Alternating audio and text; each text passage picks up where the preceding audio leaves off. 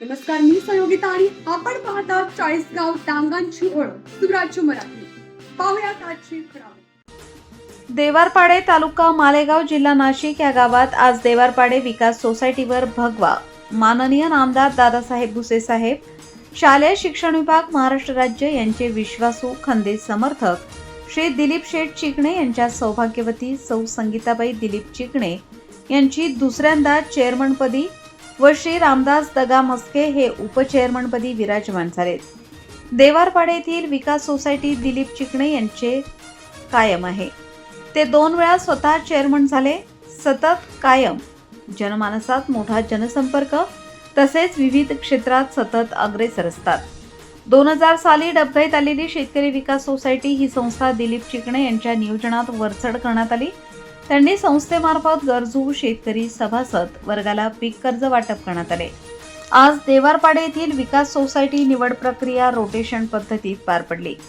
सर्व सभासद यांना 1 वर्ष पदप्रक्रिया वाटप करण्यात आली होती. या निवडणुकीत सर्व सभासद उपस्थित होते. सौ संगीताबाई दिलीप चिकणे चेअरमन पदाचा नामनिर्देशन पत्र हे सूचक म्हणून गंभीर मामा घुमरे यांनी दाखल केले, तर अनुमोदन म्हणून संतोष गरबड पठाडे हे होते व रामदास दगा मस्के व्हाईस चेअरमन पदाचे नामनिर्देशन पत्र हे ज्ञानेश्वर देवचंद सरोदे यांनी दाखल केले, तर प्रतिभा पुंडलिक चिकणे यांनी अनुमोदन दिले. तसेच निवड प्रक्रिया नियमाप्रमाणेच पार पडली. या प्रसंगी सर्व सभासद उपस्थित होते.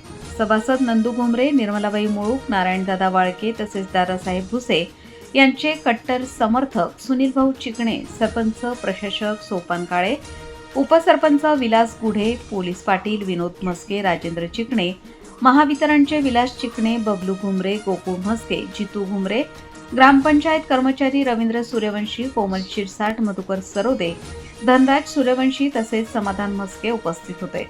निवडणूक निर्णय अधिकारी म्हणून प्रतीकभाऊ वाकचौरे, सचिव म्हणून चव्हाण साहेब तसेच लिपिक म्हणून राजूभाऊ दराखा उपस्थित होते. आपल्या सुराज्य मराठीच्या YouTube चॅनलला सबस्क्राईब करायला विसरू नका.